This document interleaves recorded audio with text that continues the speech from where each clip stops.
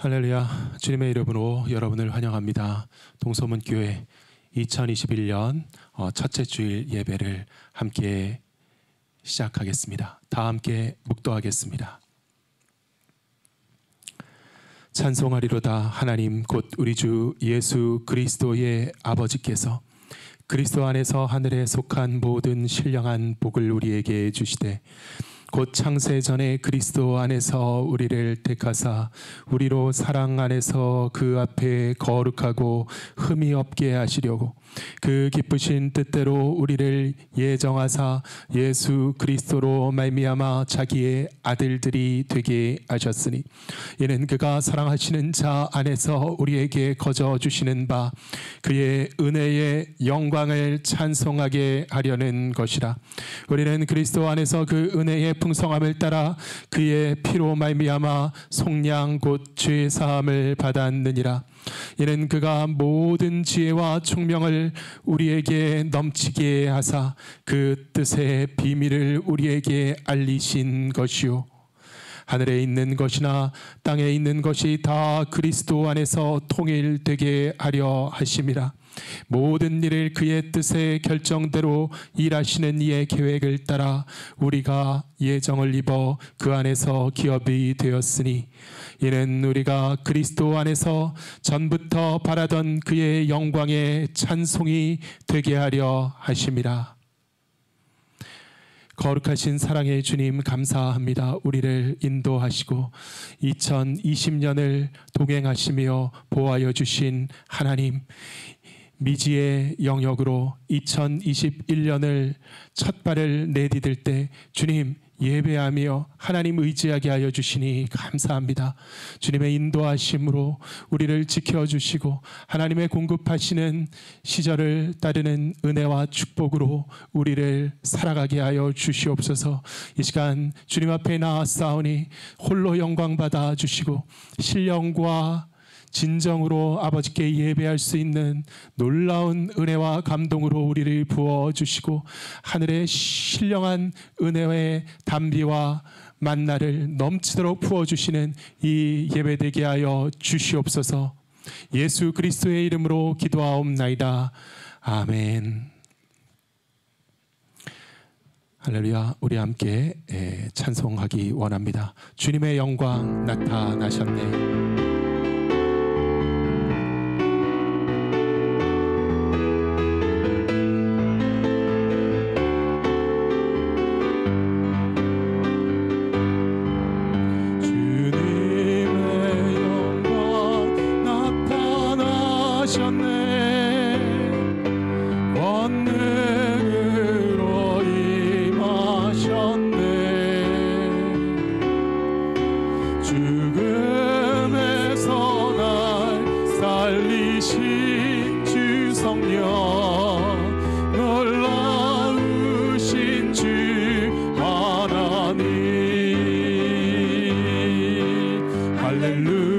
주의 나라가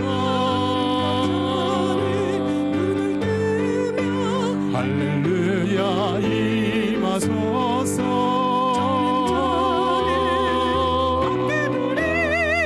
나는 선포하리 나라의 왕 예수 주의 나라 임하시네.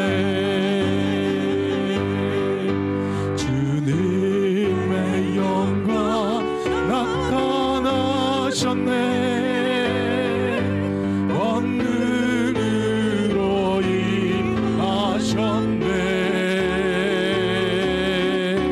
죽음에서 날 살리신 주 성령 놀라우신 주 하나님. 할렐루야 주의 나라가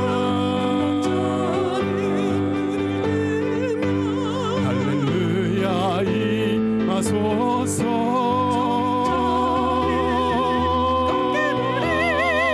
나는 선포하리 나라의 왕 예수 주의 나라 임하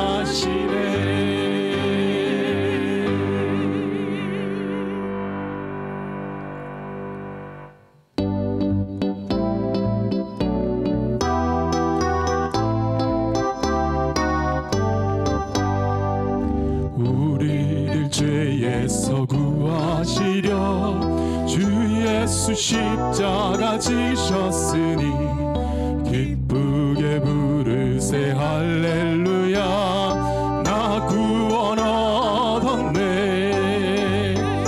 찬송하세 찬송하세 주님 나를 구하셨네. 찬송하세 찬송하세 주가 구원하셨네.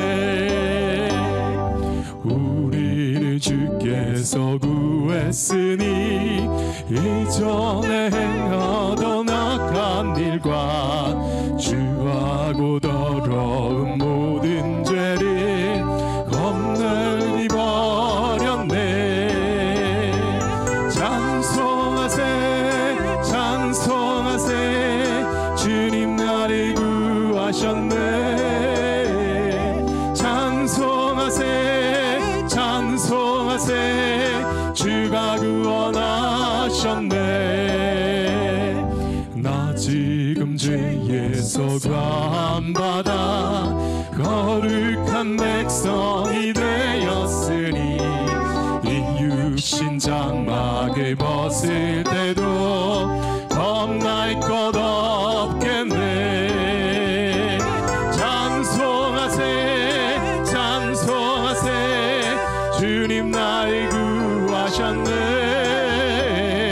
찬송하세 찬송하세 주가 구원하셨네. 우리가 이 세상 떠날 때에 예수의 손목을 굳게 잡고 영원히 즐거운 천국에서 주와 함께 살겠네. 찬송하세 찬송하세 주님 나를 구하셨네. 찬송하세 찬송하세 주가 구원하셨네.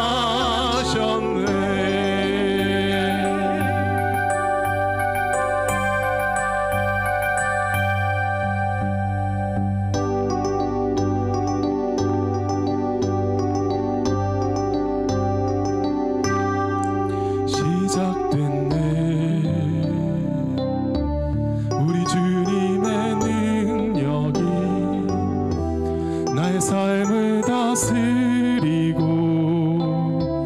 새롭게 하네. 자유하네. 죄와 사망으로부터 그의 삶은 변하구나. 충만하네.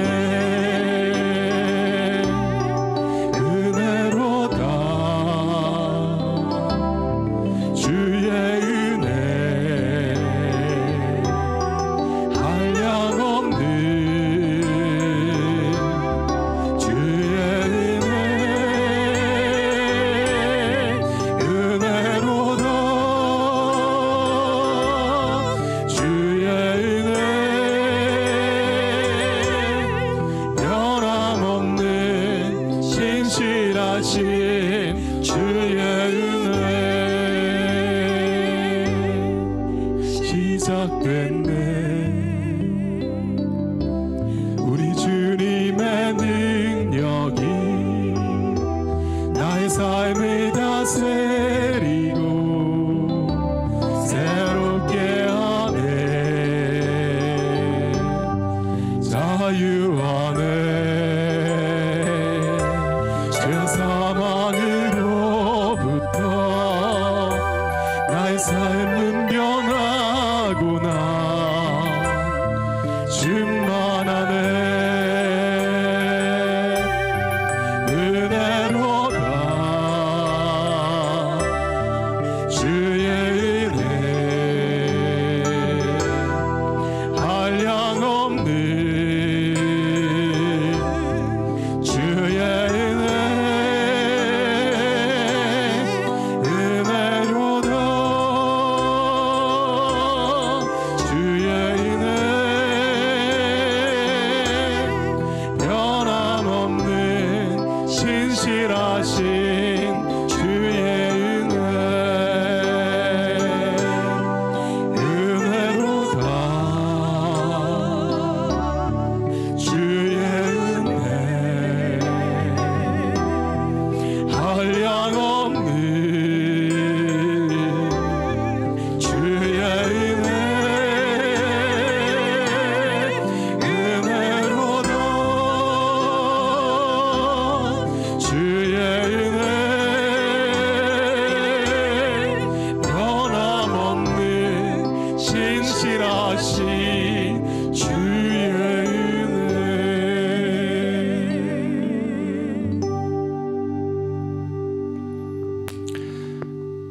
기도하겠습니다. 거룩하신 사랑의 주님, 신실하신 주님, 우리를 붙들어 주실 때에 이 시간에도 예배자로 하나님 앞에 나오며 주님 앞에 빈손 들고 오지 아니하고 만유의 창조주이신 아버지께 봉헌할 수 있는 놀라운 은혜와 특권을 허락하여 주시니 감사합니다. 이 신비의 원리대로 하나님께서 부족하고 연약하고 빈궁한 저희를 사용하셔서 하나님의 능력과 은혜와 구원과 부요함을 이루시는 그 역사에 동참하게 하여 주시니 감사합니다. 믿음의 눈으로 하나님의 손길과 하나님의 음성을 느끼며 주님 앞에 결단하고 봉헌하는 성도들에게 축복하시되 사랑하는 자여 내 영혼이 잘됨 같이 범사가 잘되고 강건케 되는 하나님의 은혜와 축복이 넘치도록 임하는 관증의 현장 되게 그 삶을 주장하여 주시옵소서. 어느 곳에 가나 부족함이 없는 주님의 은혜로 기쁨이 충만하며 끊어지지 않는 찬송과 기도로 이 말세를 걸어가며 하나님 주께 영광 돌릴 때에 주님 우리를 붙들어 주시고 세상의 빛과 소금이 되게 하시고 하나님 영광 받으시는 도구와 그릇으로 사용하여 주시옵소서. 이 시간에도 겸비한 심령의 예배와 산 제사를 연락하시기를 간구하오며 이 모든 말씀을 주 예수 그리스도의 이름으로 기도하옵나이다. 아멘. 오늘 은혜 받기 사모하는 하나님의 말씀은 구약 성경 예레미야서 31장 7절로 14절까지 말씀입니다. 여호와께서 이와 같이 말씀하시니라. 너희는 여러 민족의 앞에 서서 야곱을 위하여 기뻐 외치라. 너희는 전파하며 찬양하며 말하라. 여호와여 주의 백성 이스라엘의 남은 자를 구원하소서 하라. 보라, 나는 그들을 북쪽 땅에서 인도하며 땅끝에서부터 모으리라. 그들 중에는 맹인과 다리 저는 사람과 잉태한 여인과 해산하는 여인이 함께 있으며 큰 무리를 이루어 이곳으로 돌아오리라. 그들이 울며 돌아오리니 나의 인도함을 받고 간구할 때에 내가 그들을 넘어지지 아니하고 물 있는 계곡의 곧은 길로 가게 하리라. 나는 이스라엘의 아버지요 에브라임은 나의 장자니라. 이방들이여 너희는 여호와의 말씀을 듣고 먼 섬에 전파하여 이르기를 이스라엘을 흩으신 자가 그를 모으시고 목자가 그 양떼에게 행함같이 그를 지키시리로다. 여호와께서 야곱을 구원하시되 그들보다 강한 자의 손에서 속량하셨으니 그들이 와서 시온의 높은 곳에서 찬송하며 여호와의 복 곧 곡식과 새 포도주와 기름과 어린 양의 떼와 소의 떼를 얻고 크게 기뻐하리라. 그 심령은 물된 동산 같겠고 다시는 근심이 없으리로다 할지어다. 그때에 처녀는 춤추며 즐거워하겠고 청년과 노인은 함께 즐거워하리니 내가 그들의 슬픔을 돌려서 즐겁게 하며 그들을 위로하여 그들의 근심으로부터 기쁨을 얻게 할 것임이라. 내가 기름으로 제사장들의 마음을 흡족하게 하며 내 복으로 내 백성을 만족하게 하리라. 여호와의 말씀이니라. 아멘.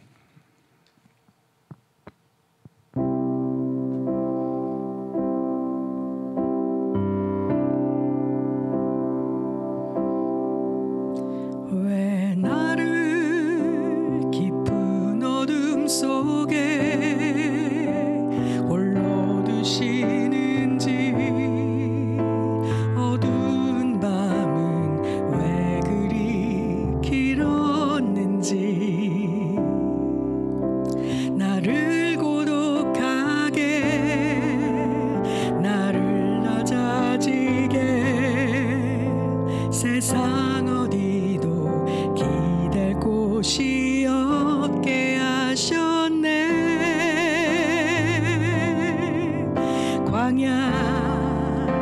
광야에 서 있네.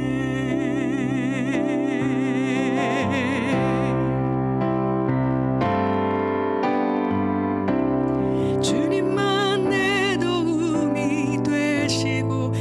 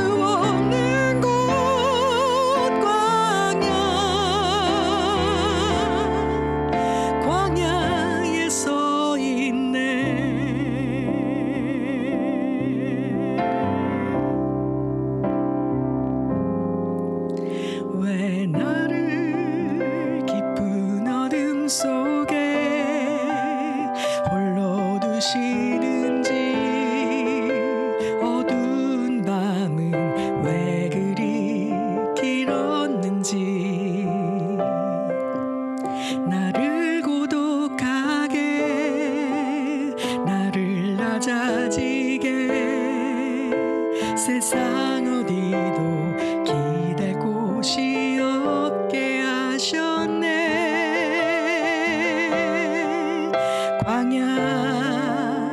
광야에 서 있네.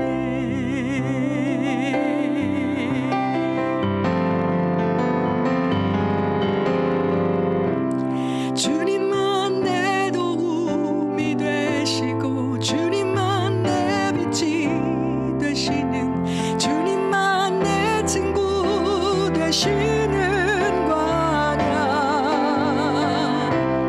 주님 손 놓고는 단 하루도 살 수 없는 곳 광야.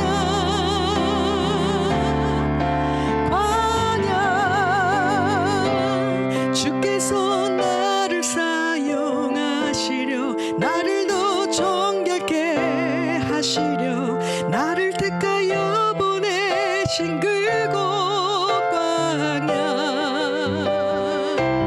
성령이 내 영을 다시 태어나게 하는 곳 광야. 광야에 서 있네.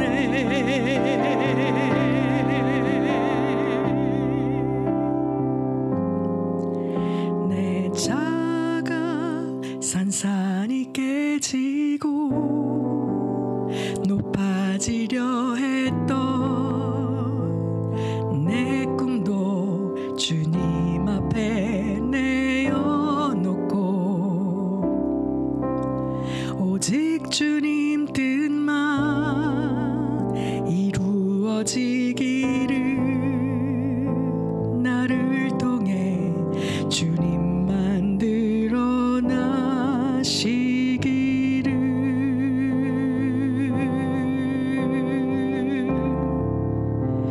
광야를 지나며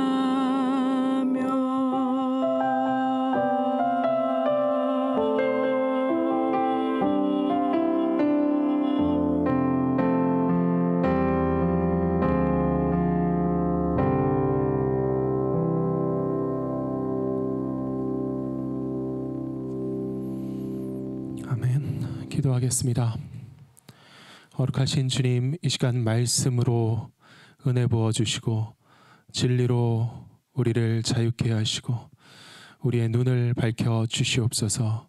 하나님 음성 듣고 결단하며 동행하시는 성령님의 임재에 붙들리는 귀한 이 시간 되게 하여 주시옵소서. 예수 그리스도의 이름으로 기도하옵나이다. 아멘. 오늘 본문으로 회복의 여정이란 제목으로 하나님 말씀 증거하기 원합니다. 성탄주간의 본문입니다.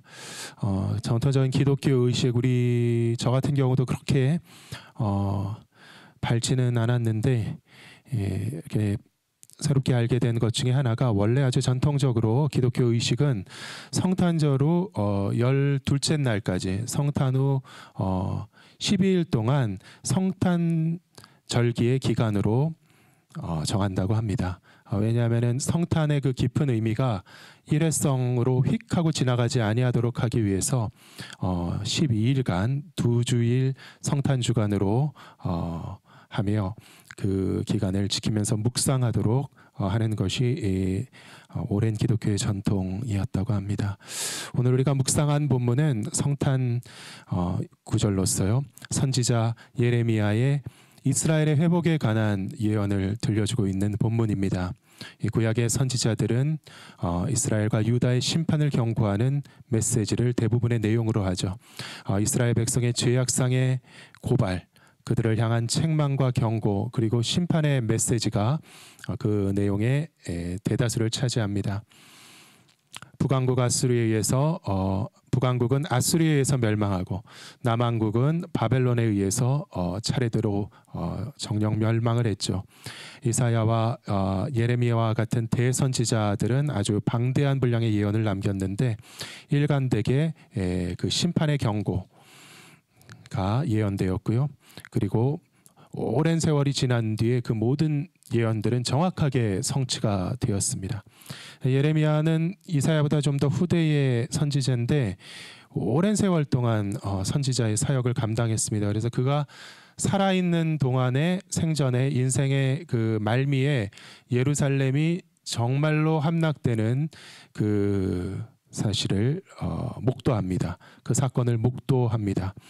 하지만 그 시점을 넘어서 그의 생애 이후에 먼 훗날도 예언했는데 그것이 바로 이스라엘 백성을 회복하시겠다, 이스라엘 백성을 구원하시겠다라는 하나님의 예언이었습니다. 정확하게는 그 민족과 그 땅을 회복하시겠다는 것입니다.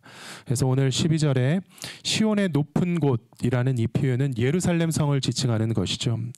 그 유다를 상징하는 예수님께서 십자가에 못 박히셨던 그 예루살렘 성의 별칭이 시온 성입니다. 그리고 예루살렘은 산 위에 있는 성이었습니다.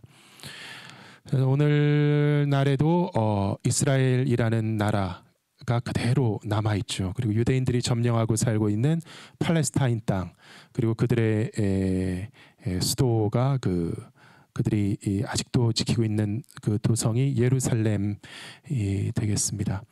옛날에는 가나안 땅이라고 불리던 땅으로 성경의 무대가 되는 땅이었습니다. 오래된 일곱 족속이 토착하고 있었습니다. 하지만 굉장히 아름답고 풍요로운 땅에서 문명을 꽃피웠던 이 민족들은 하나님 보시기에 정말로 가증한 그런 우상 숭배와 범죄의 극치를 달리던 그런 민족이었습니다. 그래서 하나님께서는 이 아름다운 땅을 하나님의 백성에게 주시겠다. 아브라함을 부르실 때에 너의 후손으로 큰 민족을 이루어서 큰 아름다운 나라를 세우고 그 민족으로 열방을 복되게 하겠다. 이런 약속과 함께 이 가나안 땅을 아브라함에게 주시겠다고 약속하셨습니다. 오랜 세월이 지나서 우여곡절 끝에 출애굽을 하던 한 이스라엘 백성이 모세의 인도를 따라 가나안 어기까지 갔고 여호수아와 함께 그 땅을 점령하고 정착하게 되죠. 그런데 그 세월 동안 일관되게 이스라엘은 하나님과의 언약대로 경외하지 않았고 일관되게 우상 숭배와 범죄를 일삼았다는 것입니다. 결국은 진노하신 하나님께서 오랜 세월 선지자들을 통해 경고하시다가 마침내는 그 백성들이 돌이키고 회개함이 없자 하실 수 없이 그 나라를 멸망케 하시죠. 아스루와 바벨론의 패망에서 포로로 잡혀갔다는 것이, 그리고 그 땅은 황무지가 되었습니다. 그런데 하나님께서 그 민족을 회복시키겠다, 그 땅을 복원하시겠다라는 약속을 하셨습니다. 그리고 그 일이 이루어지는 과정까지 구약 성경은 기록하고 있는 것이죠. 근데 고대 인류 역사상 어떤 민족이 망하고 침략을 당해가지고 다 포로로 끌려가고 나면은요, 흔적도 없이 사라지는 것입니다. 근동에 여러 그 문명의 유적이 남아 있는데요, 그 유적들을, 그 문명을 이루었던 그 민족들이 오늘날 어디 있는지 아무리 눈을 씻고 찾아봐도 그들이 남긴 어떤 그 유적지만 있지 그 민족들의 자취는 흔적도 없이 다 사라졌다는 것이죠. 그 오랜 옛날의 영화를 뒤로하고 오직 이 유대인들만 오늘까지 남아가지고 그 팔레스타인을 차지하고 그 여호와 하나님의 이름을 부르며 살아가고 있는 것이죠. 굉장히 인류 역사에서 아주 진귀한 일입니다. 기적이라고 불려도 손색이 없는 사건이죠. 포로로 그 백성을 잡아가는 이유가 그 나라의 흔적을 지우고 두 번 다시 자기네 제국에 도전하지 못하게 하겠다는 그런 대국들의 의도가 있는 것입니다. 그래서 일단 한번 사람이 끌려가고 나면은 민족이나 그 나라나 흔적도 없이 사라지는 법인데요. 유대인들은 끈질기게 살아남았다. 하나님의 예언이 그 일을 가능하게 하였다는 것이죠. 그래서 우리 민족도 한 몇천 년 명맥을 이어온 끈질기기로 뒤지지 않는 그런 대단한 민족이지만, 우리나라는 이렇게 그 대륙의 그 변방에 있기 때문에 어디로 끌려가고 국민들이 다 끌려가고 그런 적은 딱히 없습니다.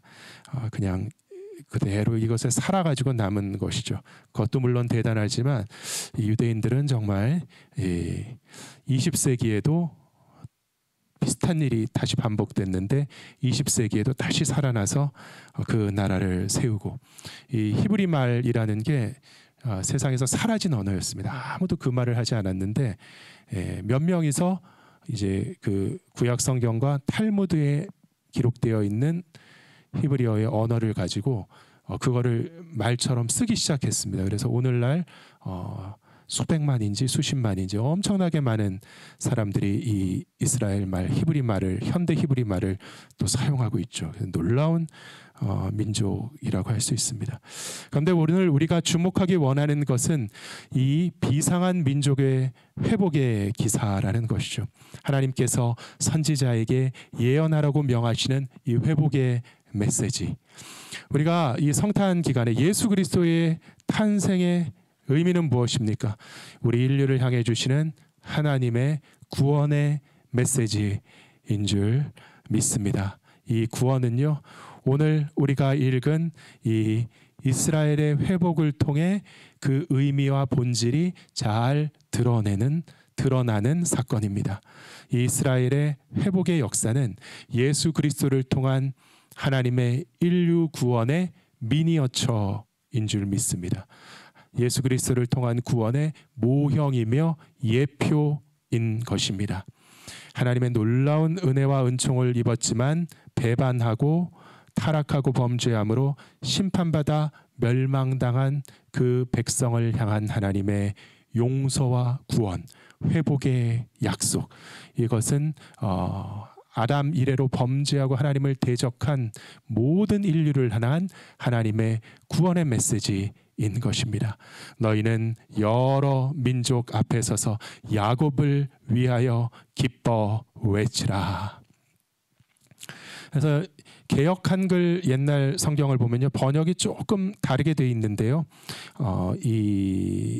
저는 그 옛날 번역이 더 좋습니다. 어떻게 되어 있냐면요, 너희는 야곱을 위하여 기뻐 노래하며 만국의 머리된 자를 위하여 외쳐. 이렇게 되어 있습니다.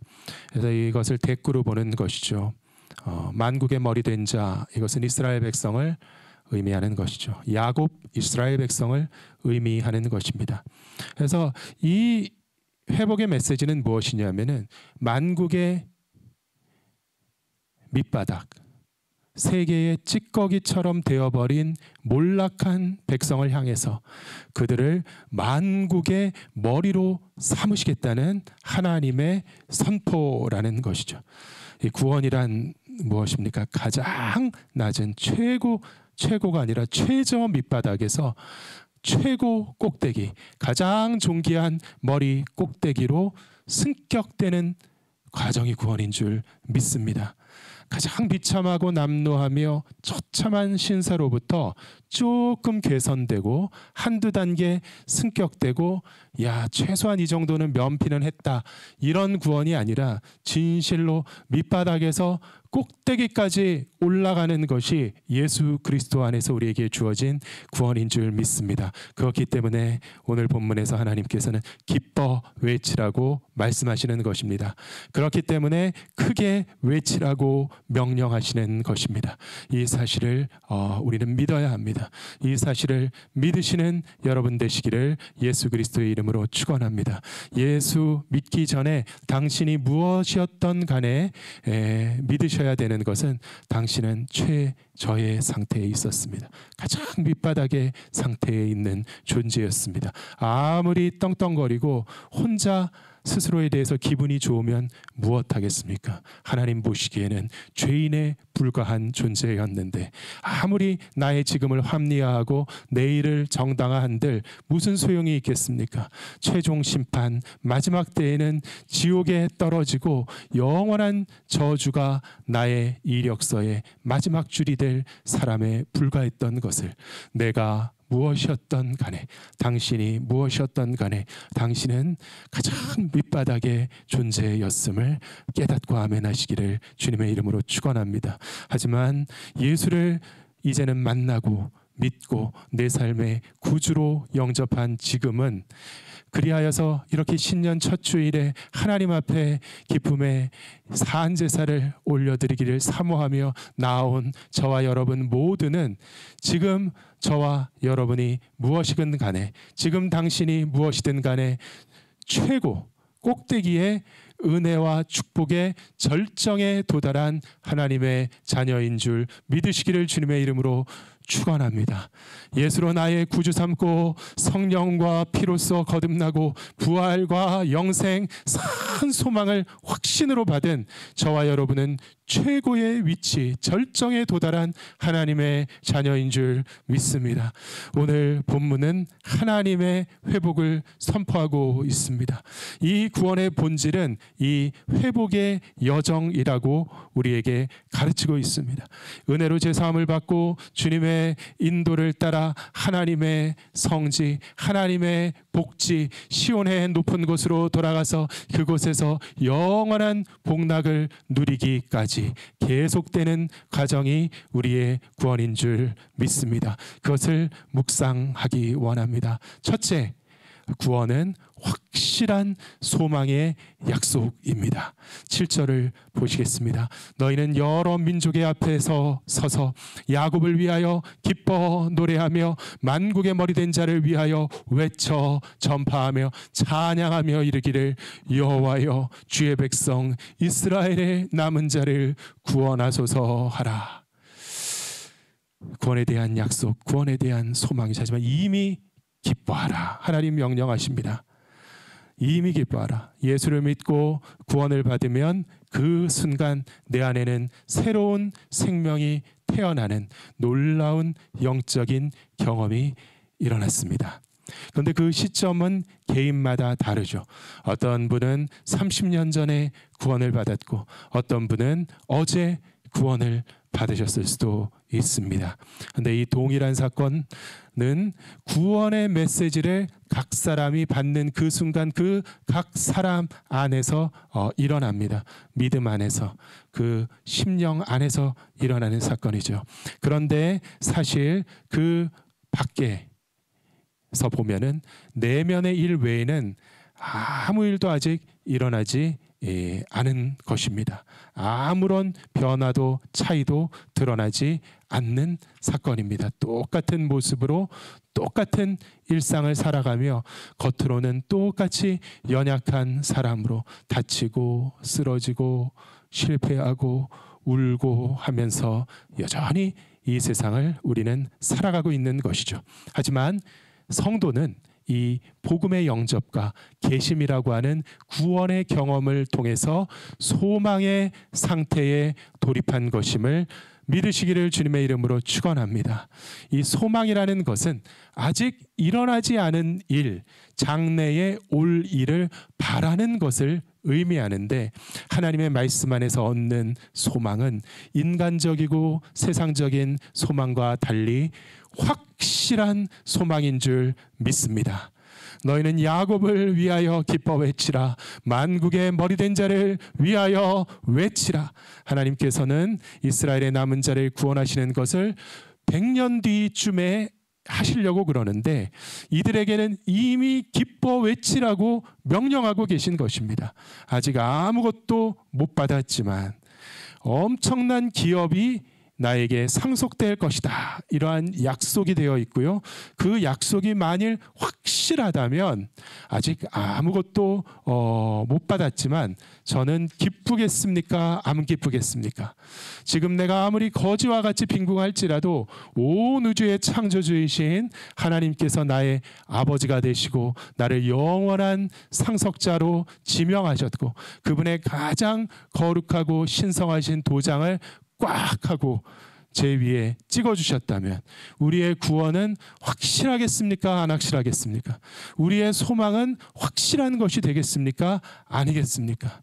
우리의 미래는 명백하겠습니까? 애매하겠습니까?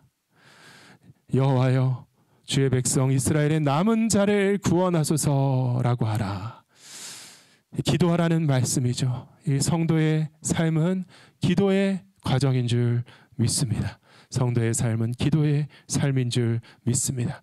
그렇다면 도대체 확실하다면서 왜 확실한 것을 기도해야 하는가 의아해할 수도 있지만, 이 시간 이 말씀을 붙잡고 묵상하는 가운데 기도에 대한 근본적인 생각을, 관념을 바꾸는 체험을 하기를 사모합니다. 기도는 확실한 것을 하나님께 구하는 것이 기도입니다. 기도는 하나님께서 모르시는 것을 구하는 것이 아니라 하나님께서 우리에게 구하라고 명령하시는 것을 간구하는 것이 기도인 줄 믿습니다. 기도하는 사람은 확실한 응답을 기대하며 반드시 그 응답을 받는 사람들입니다. 내가 기도한다는 사실 그 자체가 하나님께 나는 택함 받은 자이며 내 안에서 하나님의 구원이 이루어져 가고 있는 사람이라는 증거인 것입니다. 사랑하는 성도 여러분, 예수 그리스도 안에서 받은 그분의 십자가와 부활의 복음을 믿는 믿음으로 우리가 받은 구원은 확실하고 영원 불변한 구원임을 믿으시기를 예수 그리스도의 이름으로 축원합니다. 이 일은 하나님께서 선포하셨고 하나님께서 인을 치신 일입니다. 도장을 찍으신 일입니다. 하나님 말씀이 한마디만 있다면 그 일은 반드시 이루어지며 하나님 말씀 한마디, 한 문장은 가장 강력한 보증서와도 같은 것입니다. 그런데 그 하나님께서 그 아들의 피로 세우신 맹세, 그 성령으로 인치신 맹세, 그것은 반드시 이루어지는 보증입니다. 그것은 우리가 상상할 수 있는 그 어떤 사실, 그 어떤 진실보다도 더 확실한 사실이며 진실과 같다는 것을 믿으시기를 예수 그리스도의 이름으로 축원합니다. 두 번째로 우리의 구원은 하나님께서 인도하시는 과정입니다. 8절에 보라, 나는 그들을 북쪽 땅에서 인도하며 땅 끝에서 모으리라. 이 북쪽 땅은 바벨론을 이야기하죠. 갈대아, 바벨론은 북쪽에 있었습니다. 땅 끝에서 인도하시겠다는 것은 반드시 그들을 인도하시겠다. 아무리 먼 곳 땅 끝에 있는 사람도 놓치지 않으시겠다는 하나님의 선언이시죠. 그들 중에는 맹인과 다리 저는 사람과 잉태한 여인과 해산하는 여인이 함께 있으며, 아무리 열악한 여건과 상황에 있는 사람이 있다고 할지라도 반드시 나는 그들을 이끌어 살려 내 땅까지 인도하시겠다. 하나님의 선언이십니다. 큰 무리를 이루어 이곳으로 돌아오리라. 그들이 울며 돌아오리니 나의 인도함을 받고 간구할 때에 내가 그들을 넘어지지 아니하고 물 있는 계곡에 곧은 길로 가게 하리라. 나는 이스라엘의 아버지요 에브라임은 나의 장자니라. 하나님의 성도가 인생을 살아갈 때 구원받은 하나님의 자녀는 어떠한 일을 경험합니까? 하나님께서 인도하신다고 말씀하십니다. 하나님께서 지켜주십니다. 하나님께서 우리를 책임져 주시는 줄 믿습니다. 이 하나님은요, 첫째 본문에서 이스라엘의 아버지라고 불리시고 계십니다. 이러한 명칭은요, 예수님께서 반복하여 가르쳐 주신 것이죠. 아버지, 아버지, 아버지, 아빠, 아버지. 나는 이스라엘의 아버지요 에브라임은 나의 장자니라. 아버지가 여행을 떠나는데, 자녀와 함께 여행길에 떠났는데 그의 힘이 못 미친다면 몰라도 다른 이유라면 그 하나밖에 없는 장자를 놓치는 일이 있을 수 있겠습니까? 그런 일은 절대로 없는 줄 믿습니다. 힘이 미치지 못한다면, 힘이 없다면 몰라도, 능력이 없다면 몰라도 절대로 장자를 잃거나 놓치지 않으신다. 하지만 우리의 하나님은 전능하신 아버지이신 줄 믿습니다. 둘째로 이스라엘의 목자라고 불리고 계십니다. 이방들이여 너희는 여호와의 말씀을 듣고 먼 섬에 전파하여 이르기를 이스라엘을 흩으신 자가 그를 모으시고 목자가 그 양떼에게 행함같이 그를 지키시리로다. 여호와께서 야곱을 구원하시되 그들보다 강한 자의 손에서 속량하셨으니. 사자와 늑대와 곰이 양을 움키려 할 때 목자는 어떻게 할까요? 그것을 보고 손 놓고 구경만 하겠습니까? 절대로 그렇지 않다는 것이죠. 다윗은 어린 시절 자기 아버지의 양떼를 지키던 때를 회상하며 제가 목동이었을 때 맹수들이 나타나 우리 양을 움키려 하면 내가 다 잡아서 쳐 죽이고 물리쳤습니다 라고 말한 적이 있습니까? 말한 적이 있습니다. 어떻게 그럴 수 있겠는가? 사자가 얼마나 무서운데, 곰이 얼마나 무서운데 어떻게 사람이 그랬을까? 그런데 그 사람이 그 위치에 서면 그럴 수밖에 없다는 것이죠. 직업이 목자가 되면, 목자의 입장에 서게 되면 저절로 그렇게 움직일 수밖에 없다는 것입니다. 내가 맹수는 싫어, 무서워서 피하는 사람이라면 맹수가 제일 무섭고, 길 가다 맹수가 마주치면은 오금이 저리 오겠지만 내가 목자가 되어서 나는 양떼를 지켜야 된다, 이러한 사명감을 갖고 살아가는 사람이라면, 준비태세가 돼 있다면 맹수는 더 이상 두려운 존재가 아니라 내가 잡아 죽여야 하는 나의 사냥감밖에 되지 않는다, 이러한 마음가짐이 생기는 것이죠. 저는 반려동물을 학대하는 것을 반대하긴 하지만 이 개 장수들도 만약 그 사람이 개 장수가 아니었으면 개들이 그냥 왈왈왈왈 짖으면서 대들었을 텐데, 아무리 사납게 짖던 개도 개 장수가 나타나면은 꼼짝 못하고 그냥 고개를 확 숙이면서 꼬리를 마는 것이죠.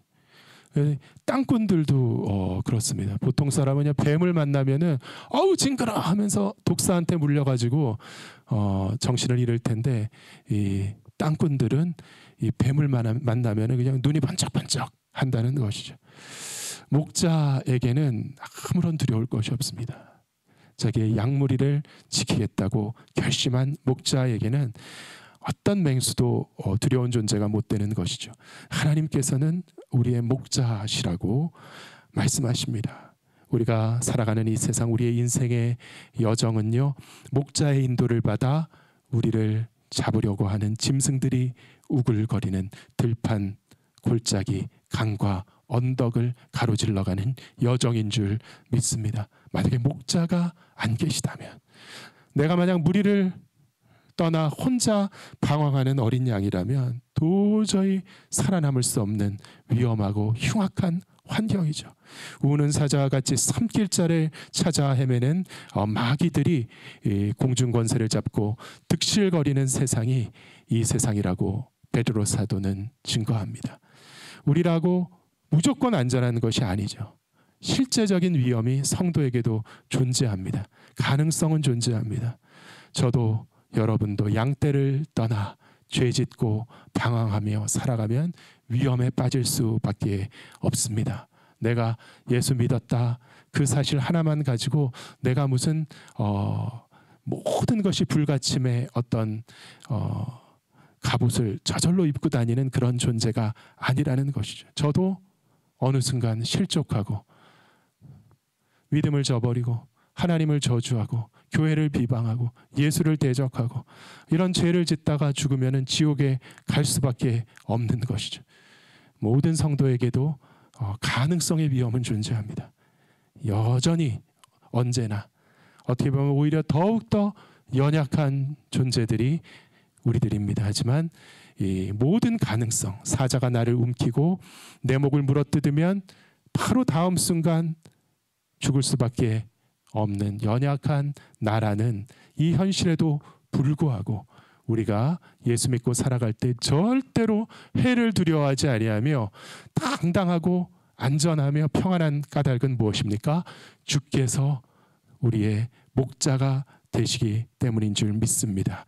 구원받은 성도는 어떻다고요? 절대로 안전한 줄 믿으시기를 예수 그리스도의 이름으로 축원합니다. 하지만 전제 조건은 우리가 하나님의 인도하심을 받는 동안에 그러하다.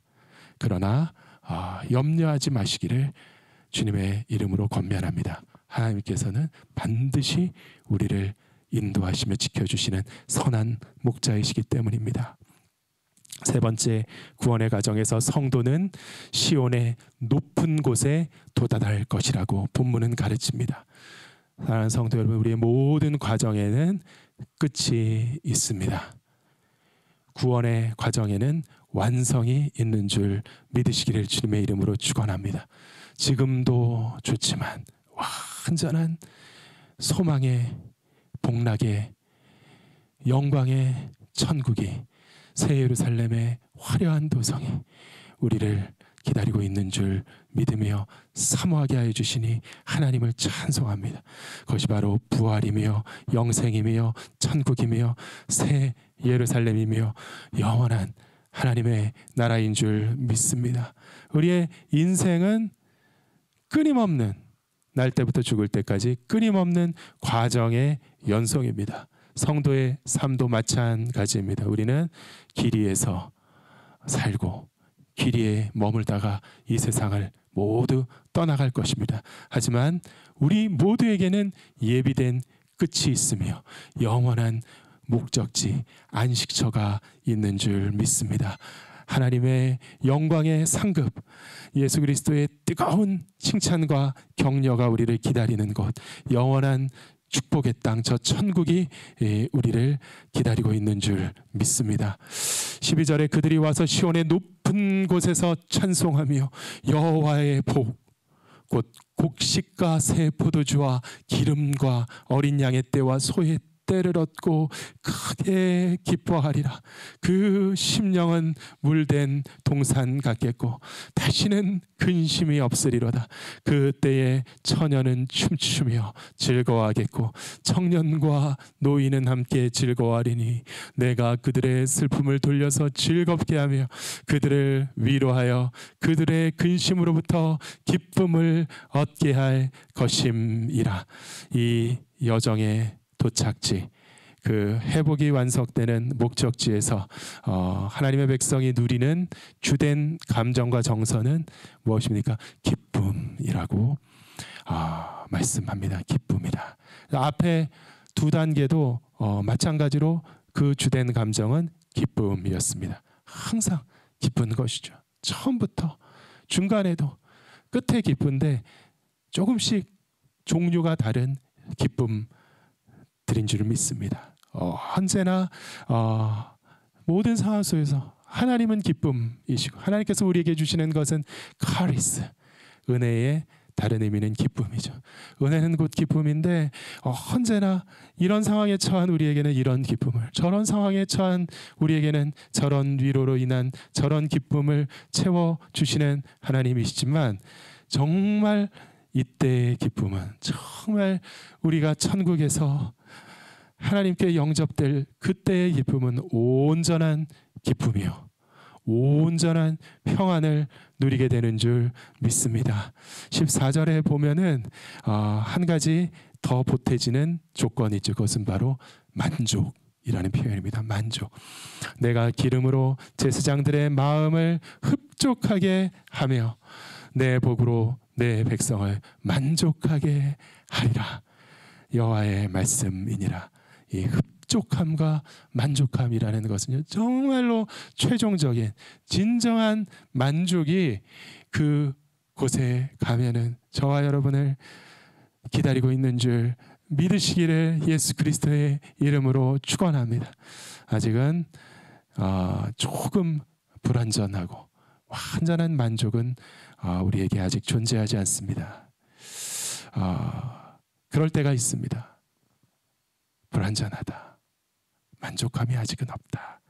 그것이 뼈저리게 느껴지는 순간들이 우리 인생에게는 있습니다. 하지만 내가 언제 한번 만족을 느껴봤을까? 이런 자괴감이 들 수도 있지만, 하지만 그러나 사랑하는 성도 여러분, 불안해하지 마시기를 권면합니다.